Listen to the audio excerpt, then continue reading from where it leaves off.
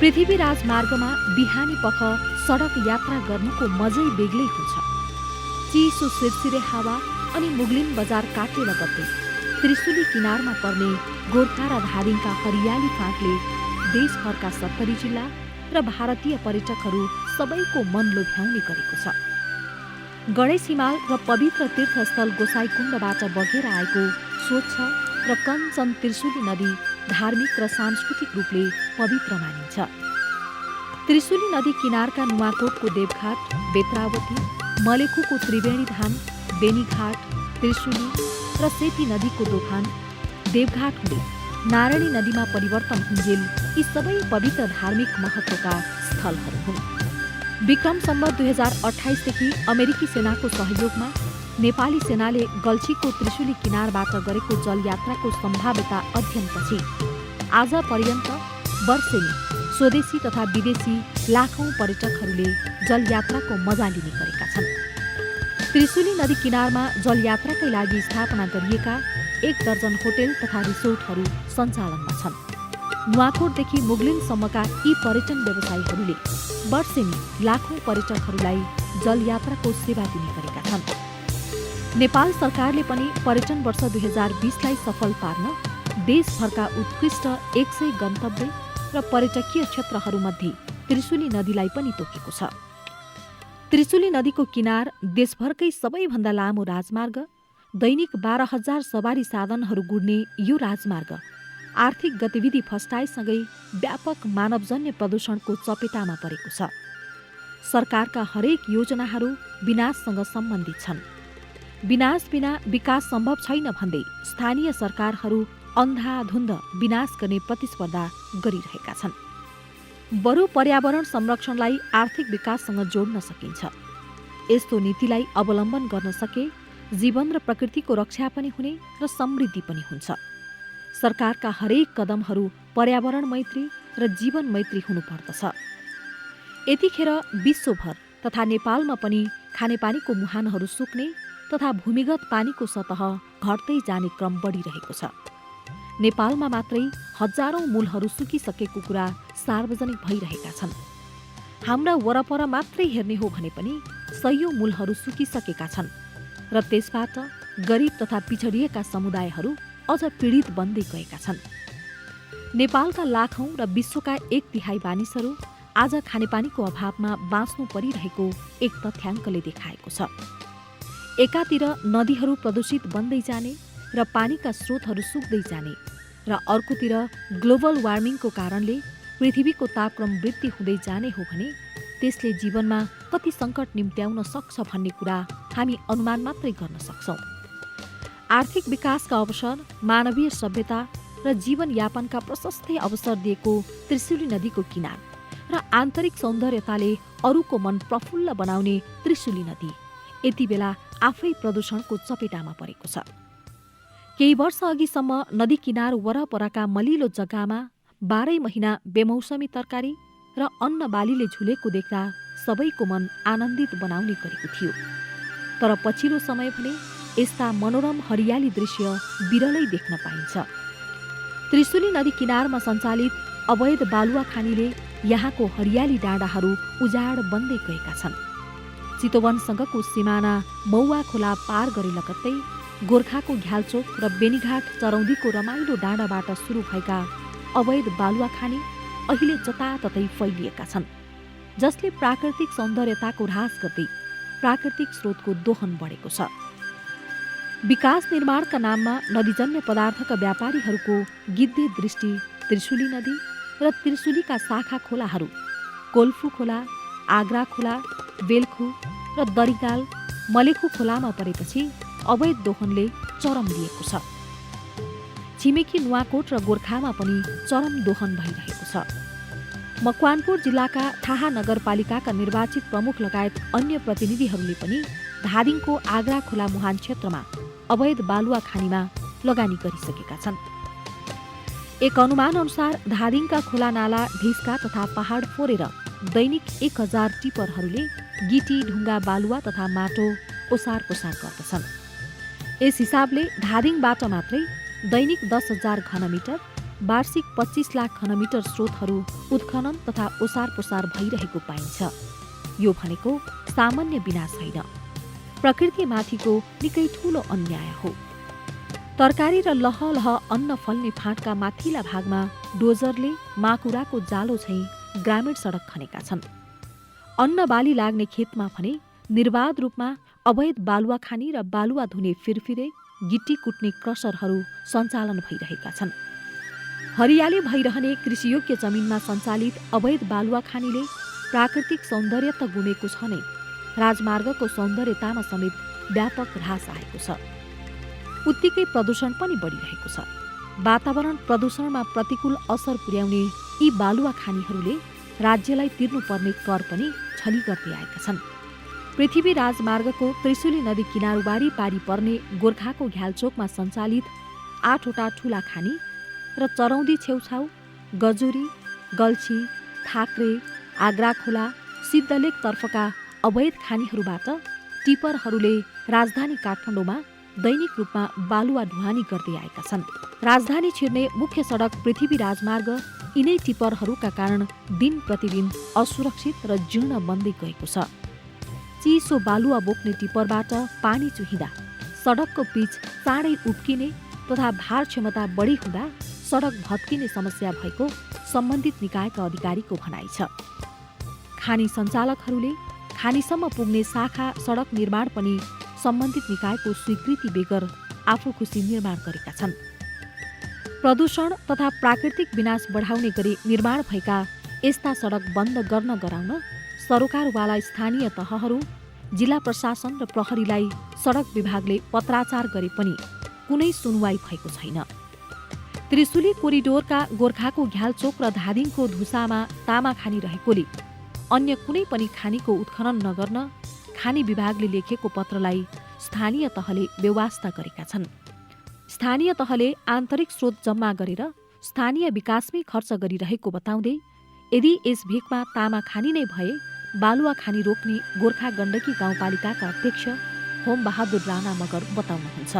हामीले सबै अनि त्यहाँबाट आएको आम्दानीको स्रोतलाई विकास निर्माणमा मात्रै लगाउने, चालु खर्चमा प्रयोग नगर्ने भन्ने मान्यताका साथ गाउँ कार्यपालिकाले हामीले स्वीकृति दिएको छ।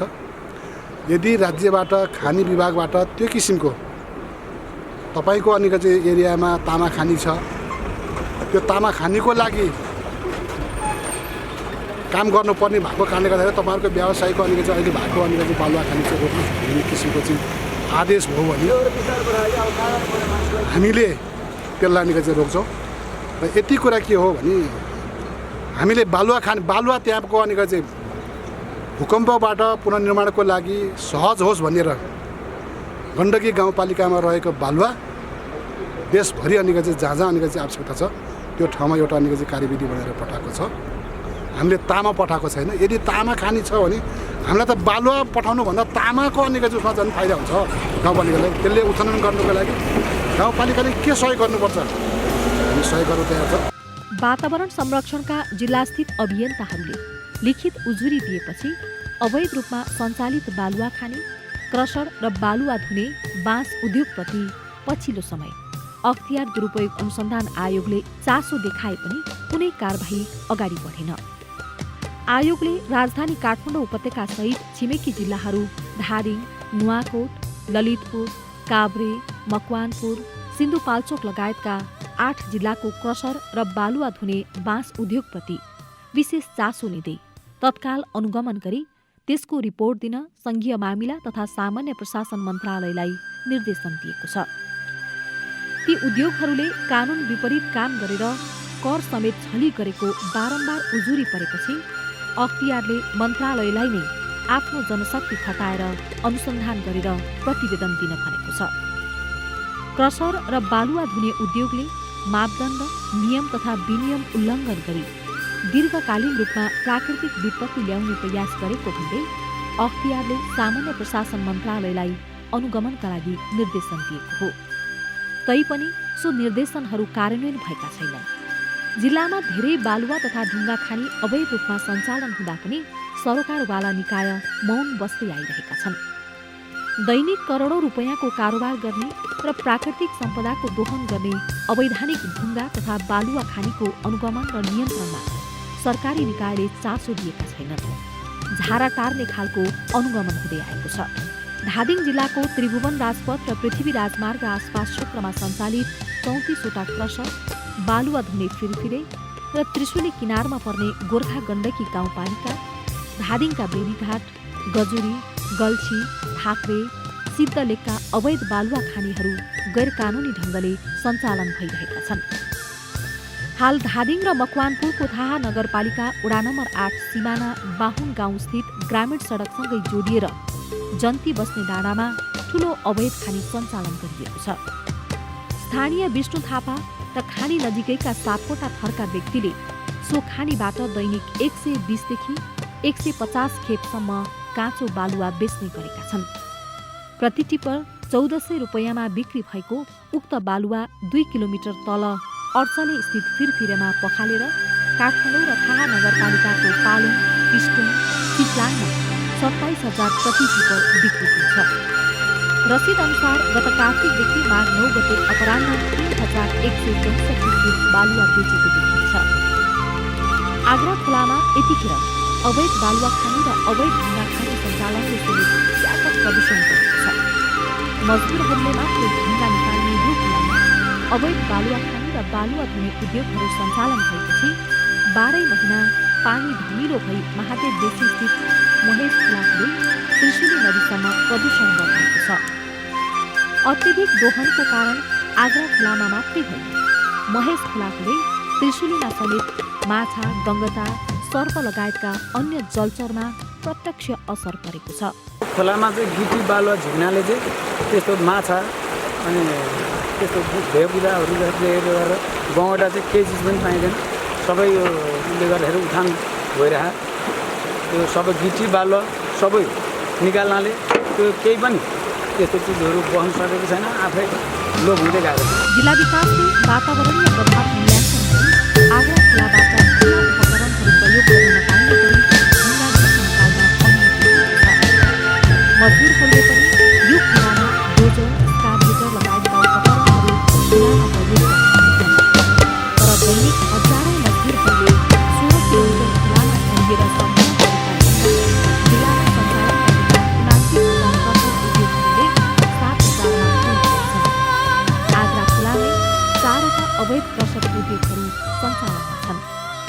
यो खोलाबाट दैनिक 300 ट्र्याक्टरले ढुङ्गा ओसार्छन् भने 100 टिपरले गिट्टी, करिब 100 टिपर धोएको बालुवा राजधानी र मकवानपुरको थाहा नगरपालिका र धादिङकै विभिन्न स्थानमा बेचबिखन गर्ने गरेको पाइन्छ।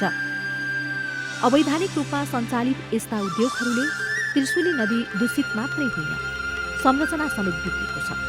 वातावरणीय विनाश समेत बढ्दै गएको भन्दै वातावरण संरक्षण कर्मीहरूले चिन्ता व्यक्त गर्दै आएका छन्। दोहन गर्ने समूह शक्तिशाली भएका कारण यसको रोकथाम हुन सकेको छैन। सर्वोच्च अदालतले वातावरण संरक्षणका निम्ति पटक पटक दिएको आदेश स्थानीय सरकारले बेवास्ता गर्दै आएका छन्। जिल्लामा दर्ता भएका खानीले पनि सर्वोच्च अदालतको आदेश विपरीत अवैध रूपमा ढुङ्गा, गिटी, बालुवा उत्खनन गरेर बिक्री गरिरहेका छन्। सर्वोच्च अदालतले 2067 साउन 21मा वातावरणलाई प्रदूषित गरेर वा प्राकृतिक स्रोत निकाल्दा बस्ती, सडक, पानीको मुहानलाई असर पार्ने गरी चलाएका उद्योगहरू तत्काल रोक्न आदेश दिएको थियो। नुवाकोटदेखि गोर्खासम्मको त्रिशुली नदीको दोहन र अवैध खानीहरूबारे सञ्चार माध्यमहरूमा बारम्बार विभिन्न समाचार प्रकाशन भए पनि कसैको ध्यान गएन। नियन्त्रण गर्ने कुनै पनि निकायले सासो दिएन। राजमार्ग क्षेत्र मलेखु, बेनीघाट, गजुरी, कुमपुर, पीडा, बैरेनी, भूमेस्थान, चैनपुर, सल्यानटार, खरी, मैदी लगायत साबिकका गाविसहरूको विभिन्न स्थानहरूमा सञ्चालित खानीबाट दैनिक 400 भन्दा बढी टिपरले ढुङ्गा, गिटी, बालुवा निकासी गर्दै आइरहेका छन्। धादिङ जिल्लामा 2042 सालदेखि ढुङ्गा, गिटी, बालुवाको उत्खनन सुरु भएको मानिन्छ। केन्द्रसम्मका सरकारवाला सरकारी निकायहरूसँगको लेनदेन र राजनैतिक दलहरूको संरक्षणमा 2062-63 पछि झनै त्यस्ता उद्योग अवैध भए पनि आक्रमक भएर निस्किएका छन्। दर्ता नभएका खानी तथा उद्योग तत्काल बन्द गर्न समेत सर्वोच्चले आदेश दिएको थियो। त्यस आदेश कार्यान्वयन गराउने तीनै तहका सरकार, ती मातह तहका उद्योग र वन मन्त्रालय समेत मौन छ। सार्वजनिक स्थल अतिक्रमण गरी सञ्चालन गरिएका अवैध उद्योगहरूलाई विद्युत प्राधिकरणले पनि बिजुली प्रदान गरिदिएर थप प्रश्रय दिइरहेको छ। आदेश कार्यान्वयनतिर अहिलेसम्म लागेको छैन। व्यावसायिक सङ्घ दर्ता गरेर कानुनी मान्यता पाएको दावी गरिरहेका अधिकांश उद्योग पनि वातावरण संरक्षण ऐन 2053 विपरीत सञ्चालित छन्। ऐनले प्राकृतिक स्रोतलाई असर पुर्याउने काममा रोक लगाएका प्रदूषण नियन्त्रणमा भने ध्यान नदिएको कारण अवैध रूपमा खानी सञ्चालन गरिरहेको त्रिशुली बचाउ अभियानका अभियन्ता शिवकान्तले बताउनुहुन्छ। 10 वर्षदेखि त्रिशुलीमा दोहन भएको कुरा, त्रिशुली नदीमा एक्साभेटरबाट खोतलेको कुरा, खिरभिरेबाट त्रिशुली बालुवा धोएर नदीमा मिसाएको कुरामा निरन्तर रूपमा हामीले संयुक्त रूपमा आवाज उठाएर आइरहेका छौँ र यो 2 वर्षको बिचमा केही कमी आएको छ र तर यो निरन्तर रूपले चाहिँ दोहन रोकिएको छैन। यो त्रिशुली करिडोर गोसाइँकुण्डदेखि बुढी देवीघाटसम्म यो धार्मिक करिडोर भएको हुनाले, पर्यटक करिडोर भएको हुनाले, सांस्कृतिक करिडोर भएको हुनाले नेपाल राज्यलाई, नेपाल सरकारलाई, प्रधानमन्त्रीलाई हामीले विभिन्न रूपमा ज्ञापन पत्र पनि बुझाएका छौँ र प्रदेश नम्बर 3 को मुख्यमन्त्री ज्यूलाई पनि हामीले ज्ञापन पत्र दिएका छौँ। त्यस्तै गरेर जिल्ला प्रशासन कार्यालयमा पनि पटक पटक हामीले ज्ञापन पत्र दिएका छौँ। सरकारले हालसम्म कुनै निश्चित मापदण्ड र कानुन लागू नगरेपछि स्थानीय तहहरू आलोचित हुनु परेको बताउनुहुन्छ गजुरी गाउँपालिकाका प्रमुख राजेन्द्र विक्रमले। यो स्थानीय सरकारलाई यो चाहिँ खानीजन्य र नदीजन्य ले असाध्यै पीडा लिएको छ। पटक पटक विवाद पनि रहेको छ। प्रदेश सरकार, केन्द्र सरकार, स्थानीय सरकार आलोचित पनि भएको छ। त्यसो प्रष्ट ढङ्गसँग कानुनहरू नबनेको, कानुन बन्दाखेरिमा नै त्यो मापदण्ड अनुसार चाहिँ यहाँ भूगोलमा कार्यान्वयन गर्न अप्ठ्यारो परेको र यहाँ हामीले स्थानीय सरकारले चाहिँ प्रदेश केन्द्र सरकारसँग कोअर्डिनेसन गर्दा, जस्तै क्रसर व्यवसायीहरूकै कुराकानी गर्दाखेरिमा पनि पटक पटक त्यो दर्ता नवीकरण पनि लामो समयसम्म नहुने, अनि 6 महिना चाहिँ म्याद थप्ने, बढ्दिन म्याद थप्दै गइरहेको अवस्थाहरू पनि छ र यसलाई न्यूनीकरण गर्नको लागि चाहिँ अब प्रदेश र केन्द्रले वास्तविक व्यवसायीलाई पनि अप्ठ्यारो नपर्ने गरी हाम्रो भूगोल तराई यो देशैभरिको एउटै नम्समा कानुन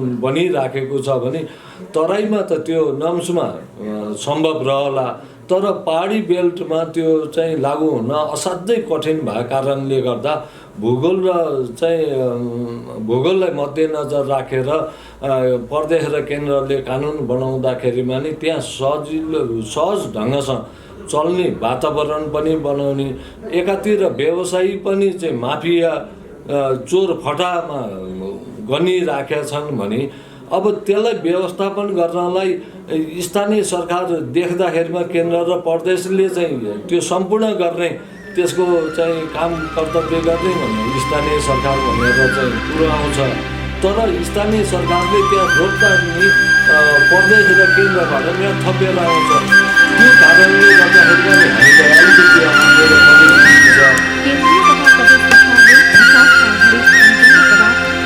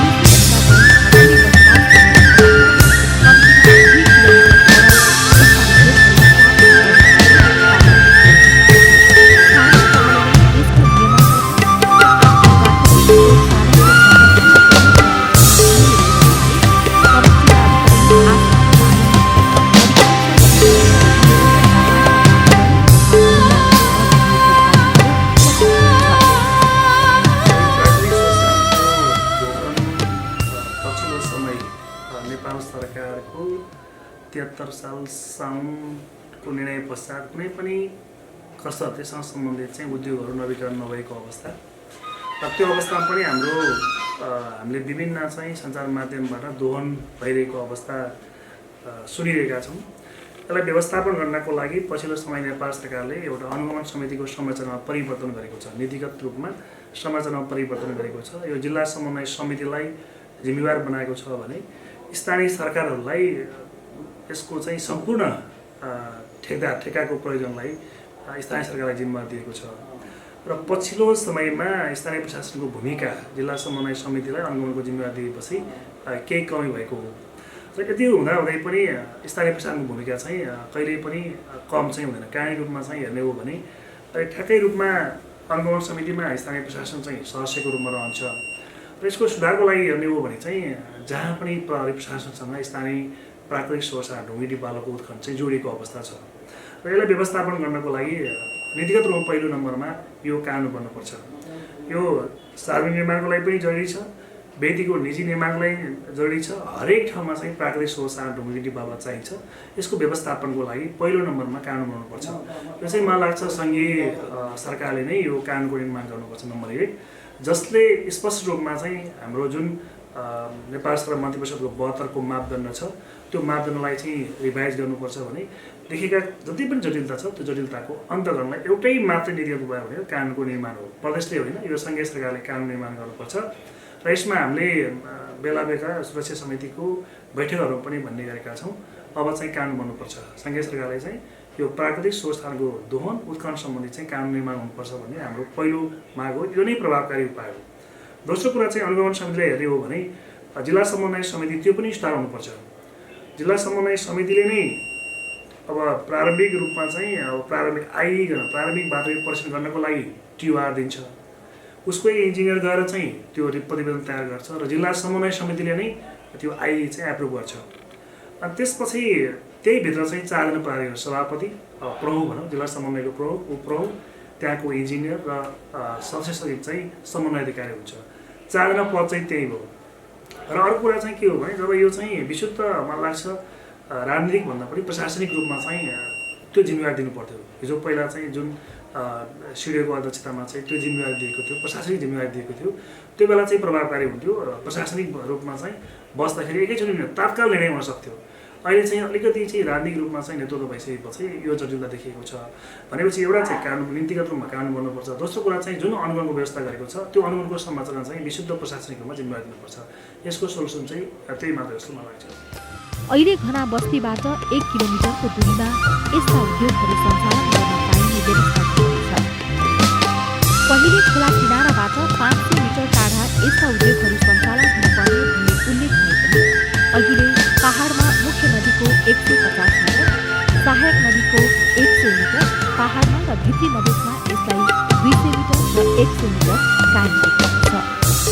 विकास निर्माणसँग सरोकार राख्ने प्राकृतिक स्रोत साधनको सबै नियमन गर्ने जिम्मेवारी स्थानीय तहकै भए पनि खानी विभागबाट अवैध खानी नियन्त्रण गर्ने र अनुगमन गर्ने बारे धादिङ लगायत 3 नम्बर प्रदेशका खानी सञ्चालन भएका जिल्लालाई पत्राचार गरिएको खानी तथा भूगर्भ विभागका प्राविधिक सहसचिव रामप्रसाद घिमिरे बताउनुहुन्छ। नियमन गर्ने कार्य सम्बन्धी स्थानीय निकायको हो र अब हामीले हेर्ने भनेको अब बेडरोकमा भएको यो खनिज पदार्थ मात्रै हो।